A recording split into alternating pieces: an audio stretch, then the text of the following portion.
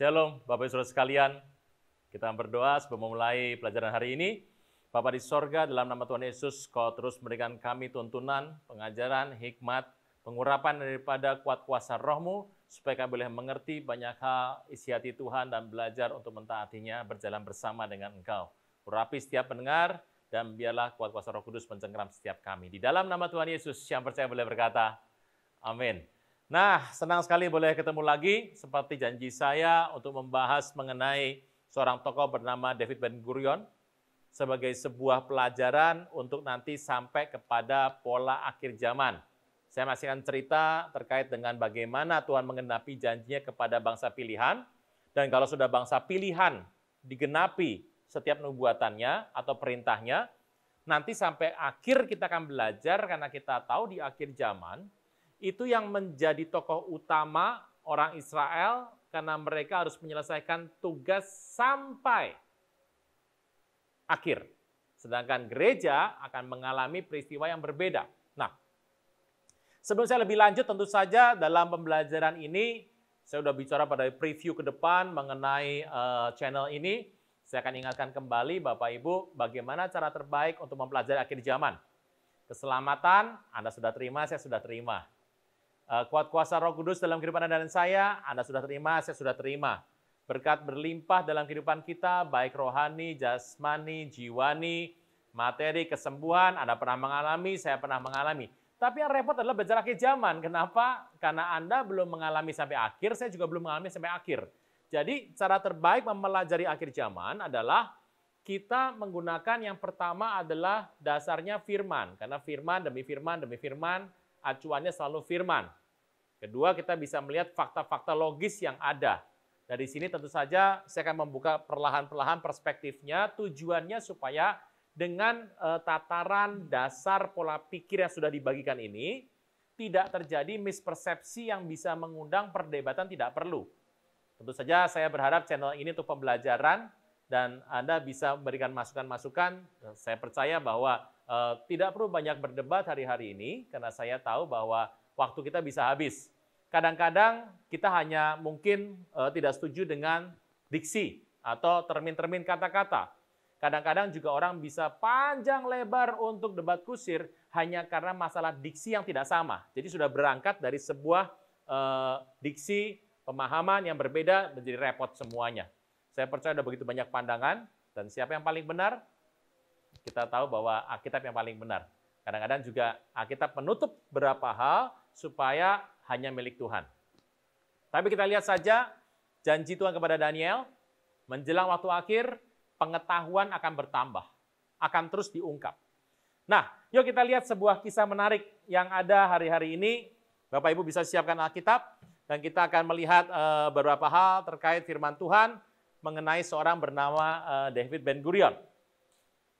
Saya kembali saja kepada kisah yang ada di Masada, yaitu adalah pertarungan yang ada di Masada. Bapak Ibu, kita akan melihat ini. Tahun 74, pada saat kejatuhan benteng Masada, saya pernah cerita ada seorang tokoh di sana yang menjadi penyelamat lah. Dia seorang pahlawan, dia seorang kapten lapangan yang berperang. Ada berapa orang? Tapi tokoh yang paling terkenal yang kemudian diingat senantiasa oleh orang Israel, dan beliau juga meninggal. Ada yang tidak meninggal, ada yang meninggal. Yang tidak meninggal Anda tahu kelak akan menjadi seorang budayawan terkenal yang tulisannya akan mengilhami, bahkan mencatat kisah-kisah yang terkait dengan pembangunan Bait Suci yang nanti akan diteruskan pada hari-hari ini. Jadi pembangunan Bait Suci ketiga yang akan ke depan ini berdasarkan tulisan dari orang yang tidak meninggal ini. Saya akan kisahkan nanti dalam pelajaran berikutnya. Tetapi ada seorang kapten lapangan, tokoh besar, jenderal perang, dan dia juga seorang yang sungguh-sungguh berbakti, pahlawan, dan meninggal. Dan kisahnya sampai hari ini diingat oleh orang Israel. Dan tokoh yang meninggal menjadi martir, tanda kutip, untuk mempertahankan benteng Masada, benteng terakhir di Israel sebelum kejatuhan tahun 74 oleh Jenderal Titus Flavius, bernama Ben-Gurion. Nah, yuk kita lihat sebentar. Jadi pada masa tahun 74 Masehi ada seorang bernama Ben Gurion. Ben Gurion wafat dan Yerusalem jatuh. Setelah kejatuhan Yerusalem, Israel terpecah belah. Dan ini sampai terus berjalan dari abad pertama, 2, 3, terus sampai muncul kemudian pada abad-abad 1920. Bapak Ibu, satu hari Bapak Ibu pernah mendengar seorang bernama Theodor Herzl. Theodor Herzl ini adalah pendiri Zionisme. Jadi sebuah gerakan untuk kembali ke Sion. Itu Theodor Herzl. Dan Theodor Herzl itu pernah berjalan kunjungan ke sebuah negara Polandia di kota Plonsk. Plonsk itu di Polandia. Dan waktu dia pergi ke kota sana, karena di Polandia itu ada banyak orang Yahudi, keturunan Yahudi. Ingat bahwa kita tahu Hitler pernah membuat sebuah surat gerakan untuk membasmi Yahudi di Polandia. Di Polandia ada begitu banyak orang Yahudi. Dan satu ketika Theodor Herzl itu pergi, dia adalah pendiri Bapak Zionisme, dia pergi ke sana untuk bertemu dengan kunjungan kepada orang-orang di sana, dia dianggap sebagai pemimpin. Dan pada saat dia pergi ke sana, ada seorang anak kecil. Namanya David Gurn. Nah, ini indah sekali. Namanya adalah David Gurn. David Gurn. Anak ini sangat terkesima melihat bagaimana dia tahu di hari itu orang Yahudi ditekan. Dia melihat tokoh ini sebagai tokoh pembaharu, tokoh yang membawa masuk kekuatan baru, harapan baru, sehingga orang-orang Yahudi boleh berkumpul bersama lagi. Nah, anak ini melihat tokoh Theodor Herzl, dia senang. Jadi dia lihat ini orang berkarisma dan ada cita-cita di hatinya, dia tuh pengen sekali untuk pergi kelak dia besar, dia akan pengen seperti tokoh ini, terutama bagi bangsanya. Dan dia besar, kemudian David Gurn itu bekerja. Dia ada beberapa pekerjaan dia dapatkan di masa mudanya, dan yang menarik adalah satu hari dia bekerja sebagai jurnalis. Ini adalah profesi dari banyak profesi yang dia lakukan selama hidupnya untuk menyambung hidup dan bekerja, dan profesi jurnalis adalah profesi yang paling banyak yang paling lama dia dapatkan dan dia lakukan.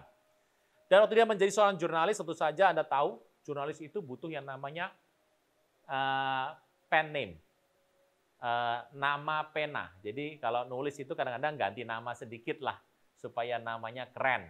Dan kemudian dia memiliki sebuah nama adalah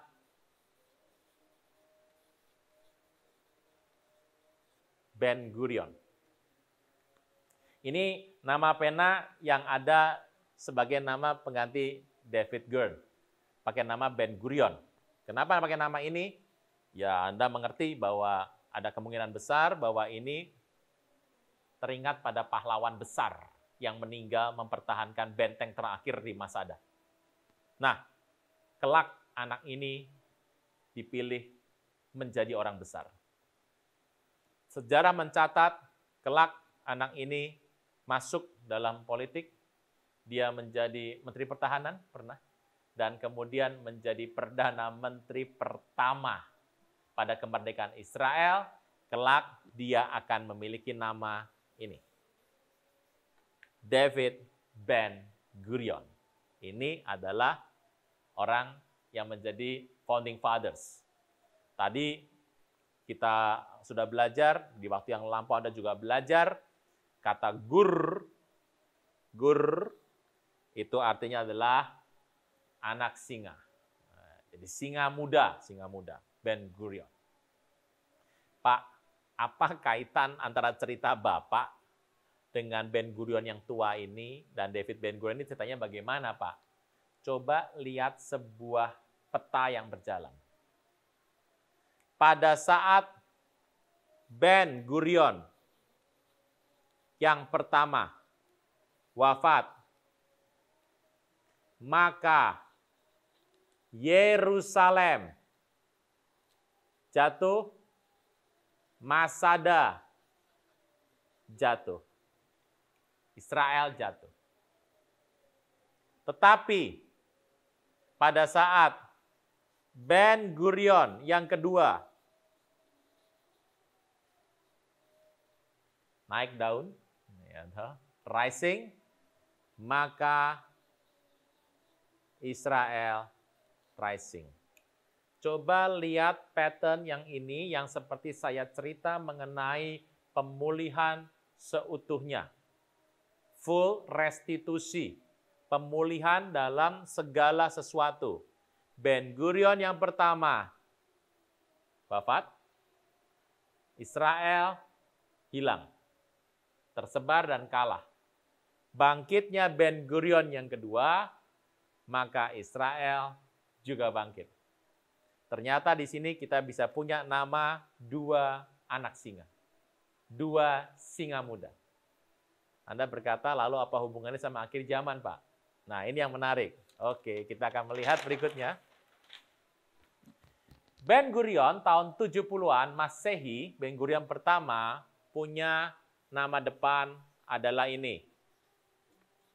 Joseph Ben Gurion. Yang kedua, punya nama, ini yang abad 20 ini, David Ben Gurion. Kalau Anda melihat kisahnya, ini adalah David Ben Gurion. Nah, apa yang menarik di sini? Joseph, saya akan memberikan sebuah tanda sebentar, yaitu adalah Joseph dan David. Apa urusannya Joseph? Yusuf, Pak Yusuf. Yes. Tetapi saya percaya Bapak Ibu mungkin akan sedikit terkejut. Ternyata David Gurn atau David Ben Gurion punya nama tengah. Nama tengahnya adalah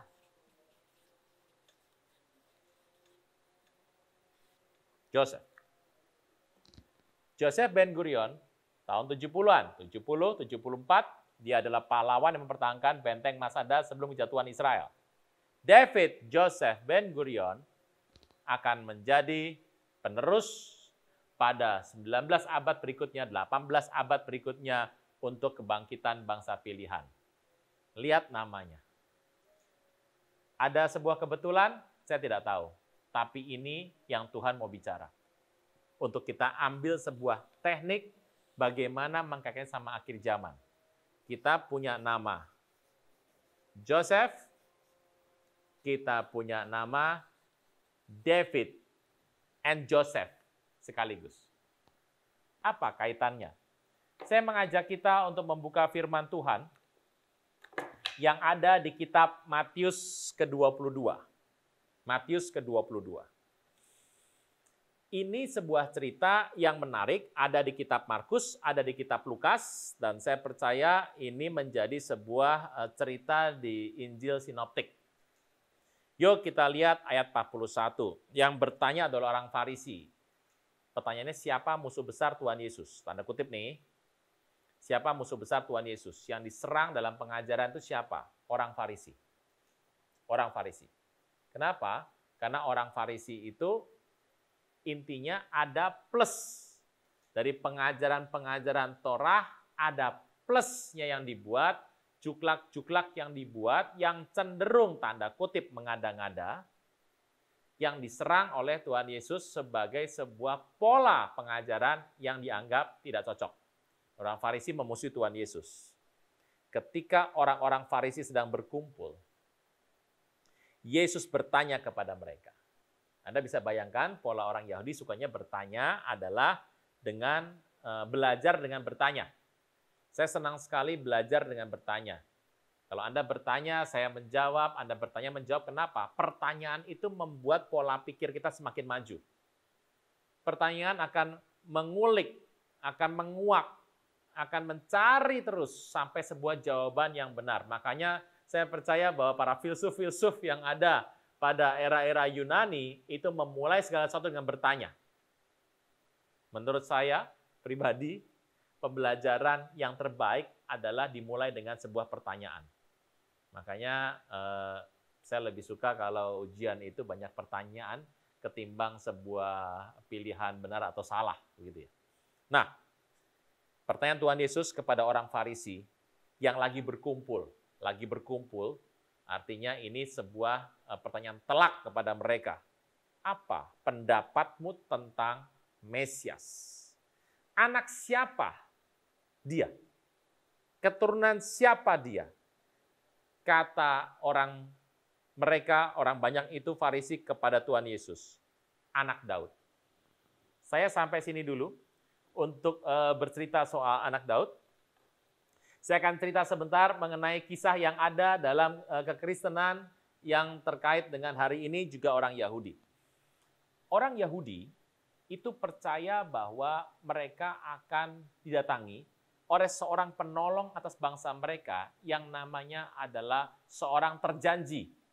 Orang terjanji ini bukan orang biasa, diurapi luar biasa, diurapi oleh Allah sendiri, menjadi orang yang mampu berbuat apapun untuk menyelamatkan bangsa Israel. Orang ini, tokoh ini dikenal sebagai yang terjanji atau yang diurapi. Yang diurapi, makanya menggunakan bahasa Ibrani Moshiach atau Mesias dalam bahasa kita. Orang pribadi yang diurapi.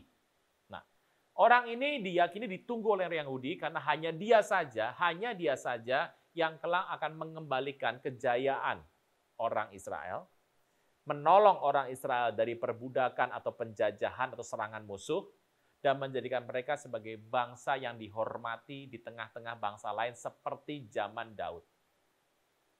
Anda mungkin berkata, segitunya banget sih ya hidupnya. Iya, karena Anda hidup sekarang dalam dunia sudah 75 tahun merdeka Indonesia. Saudara Tuhan, Anda harus melihat kisah bagaimana orang Israel menjadi bangsa yang diurapi luar biasa, dipilih oleh Tuhan, dan dia mengalahkan semua bangsa-bangsa di tanah Kanaan. Dia perang, menang terus, dan ingat Musa itu namanya kondang di Timur Tengah, bukan cuma di Israel. Karena Musa pernah mengalahkan 2 raja raksasa, tingginya luar biasa, bahkan tingginya melampaui tinggi Goliat, yaitu adalah Sihon yang ada di Heshbon dan Raja Og yang ada di Basan. Nah, dengan mengalahkan raja ini, maka gemetarlah semua yang ada di tanah Kanaan, dan orang Israel masuk dan mengalahkan semua yang ada di sana. Anda bisa bayangkan, Israel itu hanya kalah kalau membelakangi Tuhan. Selebihnya tidak pernah kalah. Anda bisa lihat bagaimana penghormatan, bagaimana situasi orang-orang mulai menghormati, bagaimana orang memuja, menjadi sebuah menang di atas angin. Dan apa yang terjadi? Situasi ini berbalik sejak kejatuhan kerajaan utara oleh Asyur dan jatuhnya kerajaan selatan oleh Babilonia. Sejak itu Israel terbuang, dikalahkan oleh musuhnya, mereka bisa kembali lagi, mereka mengalami yang namanya tekanan-tekanan dari orang Romawi, kemudian akhirnya mereka tertekan luar biasa, dipermalukan, dianggap bangsa pecundang, di tengah orang yang pernah berhasil dan sukses dalam hidupnya, mereka kemudian mengalami penekanan, terjajah habis-habisan. Yang repot adalah bahwa orang Romawi tidak mengerti ibadah-ibadah yang ada pada orang Yahudi, orang Israel, sehingga mereka mulai membuat penistaan-penistaan yang menyakiti hati orang Israel. Nah, janji terhadap Mesias akan adanya Mesias ini, janji diberikan oleh Tuhan kepada bangsa Israel karena Tuhan tahu engkau akan membelakangi aku, akibatnya hidupmu hancur, hidupmu berantakan semuanya, engkau nggak akan pernah maju lagi, tapi satu hari akan datang seorang terjanji, seorang yang diurapi, Mesias menyelamatkan. Sebabnya orang Israel menantikan Mesias itu secara luar biasa. Betul-betul menantikan secara gregetnya luar biasa. Doa anak-anak Yahudi setiap hari adalah, datanglah Mesias. Kapan kau datang? Pulihkan negara kami yang dipermalukan. Sampai hari ini Anda bisa bayangkan, itu doa yang sama. Masihkah Anda berdoa supaya Tuhan datang kali yang kedua? Saya nggak tahu apakah iya apa tidak. Orang Yahudi betul menunggu Mesias. Nah, sejarah kalau Anda melihat, menurut Talmud Sanhedrin 88, ada 2 tipe Mesias yang dijanjikan. Pertama adalah Mesias ben Joseph. Yang kedua, Mesias ben Daud atau David. Orang bilang David ya, David gitu aja ya. Pakai Inggris nggak apa-apa, Daud bahasa Ibraninya. Jadi ada Moshiach ben Joseph, ada yang namanya Moshiach ben Daud. Mesias anak Yusuf, Mesias anak Daud. Dan tentu saja Tuhan Yesus tanya kepada orang Farisi, Mesias itu anak siapa? Langsung saja orang Farisi bilang, yang ini. Yang ini. Apa sih beda antara Mesias anak Daud dengan Mesias anak Yusuf? Talmud Sanhedrin 88 mengatakan bahwa orang Israel itu percaya mengenai konsep ini. Bahwa kalau mereka itu siap, mereka siap lahir batin dalam hidup mereka, mau kembali sama Tuhan, mau berbalik sama Tuhan, mau bertobat sama Tuhan, dan kembali mau beribadah dengan tidak menyampingkan Tuhan, dan membuat mereka bisa kembali untuk merajai bangsa-bangsa lain. Menjadi bangsa yang sangat diunggulkan. Maka kalau hati mereka sudah siap menyambut, karena menyambut seorang Mesias seperti menyambut seorang raja, itu nggak gampang. Kalau persiapannya sudah lengkap, persiapannya sudah mantap, hatinya sudah pulih, kembali sama Tuhan, bukan kepada berhala, bukan hanya di mulut, hati mereka siap, maka mereka meyakini akan muncul yang namanya Mesias ben Daud. Jadi kalau hati siap, yang Tuhan kirim yang ini. Tapi kalau hati tidak siap hatinya, maka yang dikirim adalah yang atas. Ini yang mereka percaya seperti itu. Kalau Anda melihat kisahnya, termasuk di Vernagal, yaitu tahun abad 18, itu dari tulisan-tulisan yang dibuat, kita juga tahu bahwa ternyata mereka meyakini ada dua kiriman. Kalau mereka sangat yakin, untuk mereka siap hatinya, menantikan Mesias terjanji, yang dikirim yang bawah. Tapi kalau nggak siap, dikirim yang atas. Apa yang terjadi? Mereka bilang, kami siap. Kami mau, kami siap semuanya. Tapi kan Tuhan tahu isi hati manusia. Tuhan tahu kondisi manusia. Tuhan tahu cuma di mulut ibadah itu. Sedangkan kehidupan mereka jauh daripada ingin. Mereka hanya ingin untuk kembali promosi, kembali diberkati, kembali berkuasa, kembali menjadi keunggulan. Padahal ibadahnya hanya di mulut. Maka yang datang adalah yang ini. Ben Joseph. Yang itu yang datang. Nah, orang Israel berpikir, kalau Mesias itu datang, itu pasti yang ini, yang bawah. Tapi Tuhan tahu hati manusia, maka yang dikirim adalah yang atas. Nah, ini yang menarik. Makanya sampai hari ini, orang Israel karena pengen dapat yang ini, dan mereka menganggap bahwa Tuhan Yesus dari Nazaret itu bukanlah seorang Mesias. Karena mereka ingin yang datang nanti adalah yang Ben David. Harus dari keturunan Daud, lahirnya harus di sebuah kota Bethlehem. Masalahnya pada zaman itu nggak ada KTP, Bapak Ibu. Tuhan Yesus di Bethlehem lahir, kemudian harus pergi ke Mesir. Dan nggak ada surat jalan, surat tugasnya, lurahnya tidak ada, RT RW-nya tidak ada. Waktu mereka sampai di Mesir, catatannya pun hilang. Waktu pulang dari Mesir, tidak kembali ke Bethlehem, tapi perginya ke Nazaret, yang notabene daerah wilayah Galilea, yang menurut kitab para nabi, tidak mungkin ada seorang Mesias datang dari daerah Nazaret, Galilea. Mesias harus ada dari Bethlehem, kota Daud, kelahiran Daud. Di situ harus ada. Menurut saya sebetulnya Tuhan Yesus dengan mudah harusnya bisa bilang sama orang-orang Farisi, sama orang Saduki bahwa aku lahir di Bethlehem. Karena papaku keturunan dari Yehuda, Daud. Kami sensus pada zaman Kaisar Agustus Octavianus itu pada kota Bethlehem. Bukti-buktinya pergilah kepada rumah yang aku pernah nginep di sana.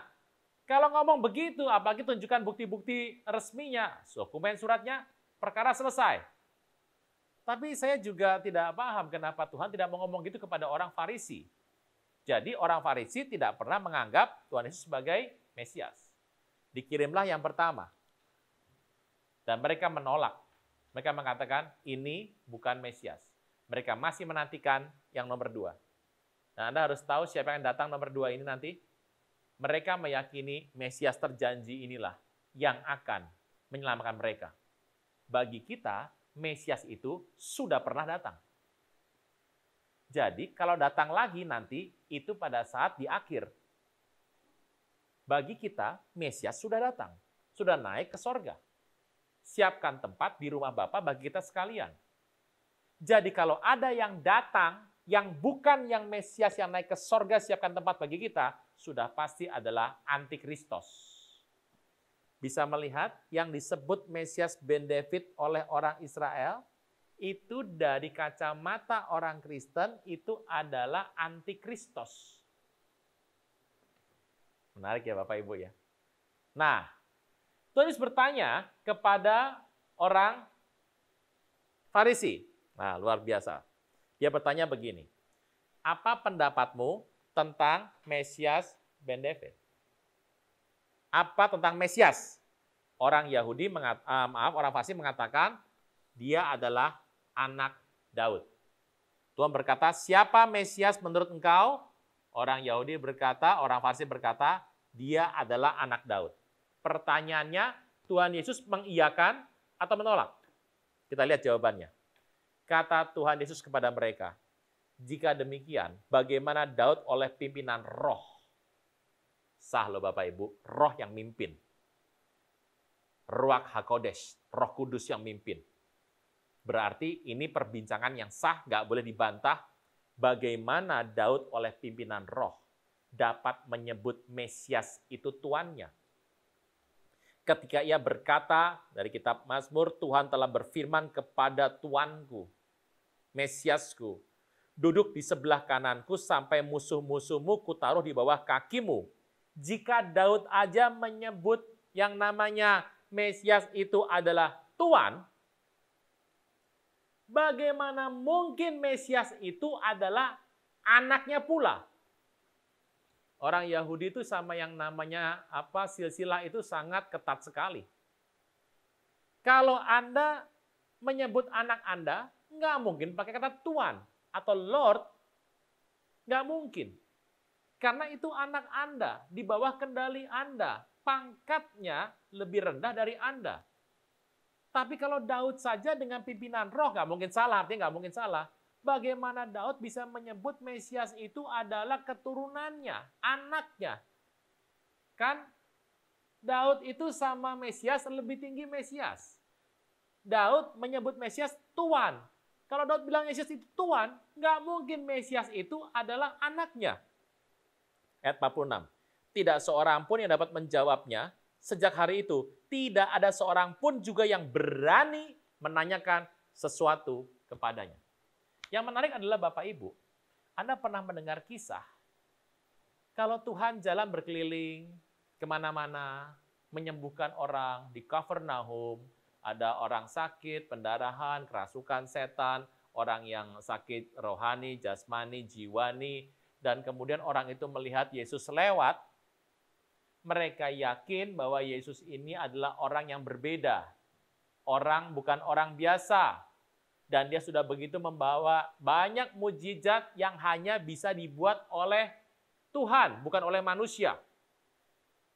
Bagaimana seorang manusia bisa mencelikan mata yang dari lahir udah gak ada bola matanya? Kalau orang itu sakit mata sembuh, mungkin dukun bisa. Tapi kalau dari lahir tidak ada bola matanya, muncul bola mata, berarti orang ini bukan sekedar menyembuhkan, tapi menciptakan. Kesembuhan penciptaan. Dan jenis yang seperti ini, itu hanya Mesias terjanji. Tetapi orang-orang karena dipengaruhi oleh orang Farisi dan orang hari-hari itu imam-imam kepala, Mereka taunya yang bisa mencelikan mata orang buta dari kecil, yang penyakit kusta bisa sembuh, itu tidak mungkin manusia biasa. Waktu Tuhan Yesus lewat, mereka memanggil, "Anak Daud, kasihanilah aku." Waktu mereka memanggil anak Daud, "Kasihanilah aku." Tuhan Yesus nggak nolak. Dia tidak menyebutkan cerita tadi. Dia tidak bercerita hal-hal yang berbeda seperti yang ketemu sama orang Farisi, tidak. Dia cuma berkata, "Pergilah, imanmu telah menyelamatkan engkau, kau telah disembuhkan, jangan berbuat dosa lagi, dan pergilah, basuh dirimu, atau perlihatkanlah dirimu kepada imam kepala, sembuh dari kusta." Dan Tuhan nggak pernah menolak mengenai konsep kemesiasan yang dipercaya oleh orang-orang awam.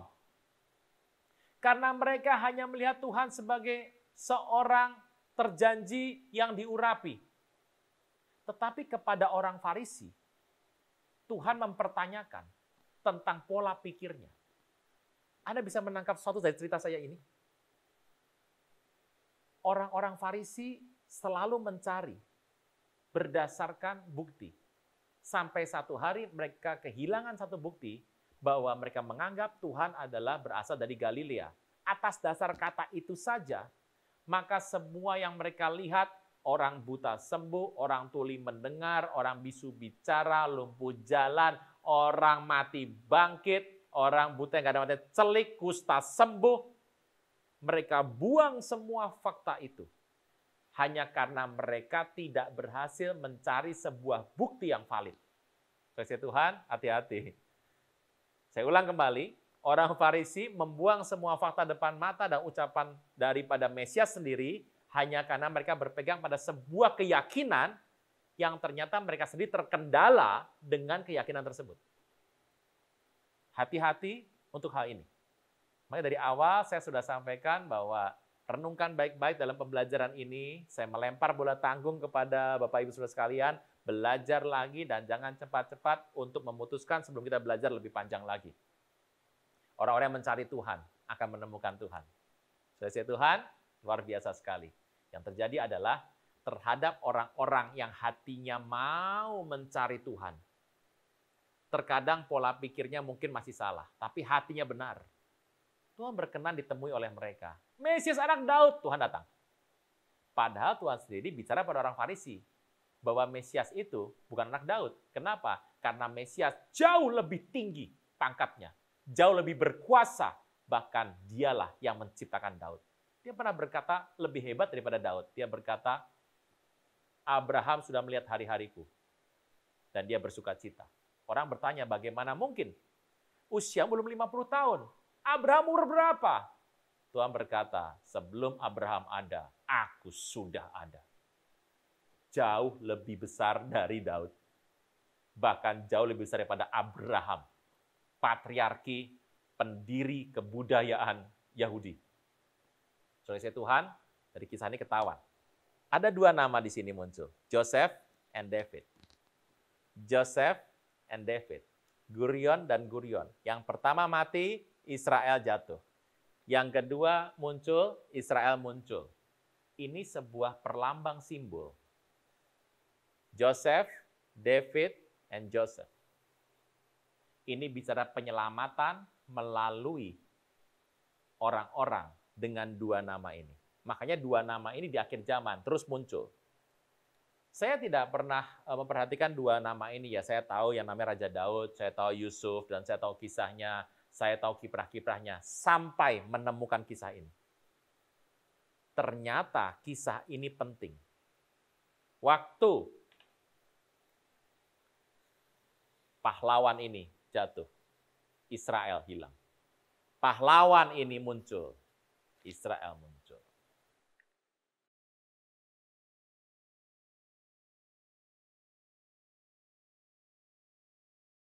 Janji Tuhan di datang kali yang kedua. Siapa? Mesias bin David. Kelak dia datang sebagai raja segala raja. Dia memang keturunan Daud. Yesaya berkata, Taruk dari pangkal Isai akan bertunas.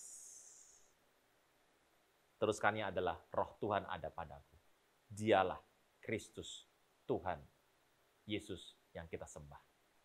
Nah cerita ini membuat kita mulai terbuka mengenai pola akhir zaman, Mesias yang akan datang. Mesias sudah datang di Bethlehem.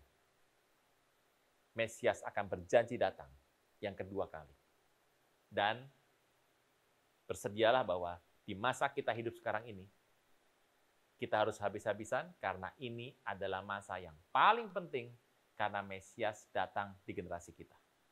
Sebuah pemikiran yang sama dimiliki oleh para rasul pada abad yang pertama. Masih ingat pelajaran-pelajaran terdahulu?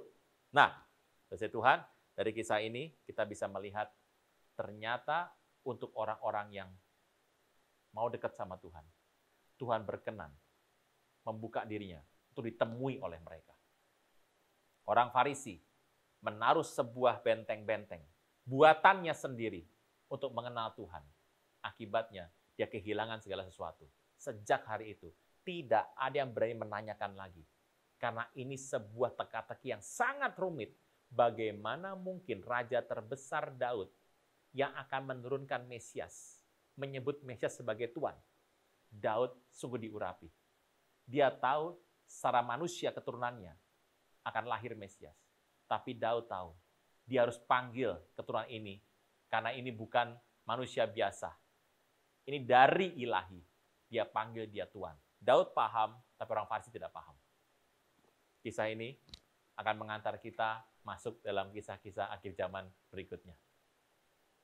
Kita berdoa. Bapa di sorga, berkati kami semua di tempat ini yang memirsa, berikan sebuah pencerahan dalam hati. Waktu kami melihat nama-nama ini, kami tahu ada sebuah algoritma ilahi yang kami pelajari. Hamba berdoa, biarlah Tuhan berikan terus pemahaman demi pemahaman Roh Kudus yang mencengkeram kami, supaya tidak salah melangkah, tapi semakin jelas. Sampai Engkau datang untuk menjemput kami. Di dalam nama Tuhan Yesus, yang percaya boleh berkata, amin. Terus ada di channel ini, dan perhatikan nama-nama yang ada. Saya pernah berkata bahwa semua nama orang, nama gunung, nama sungai, nama kota, nama desa, nama kampung, nama lembah, nama jurang, nama selat, angka di Alkitab ada artinya. Kita ketemu lagi. Tuhan Yesus memberkati. Shalom.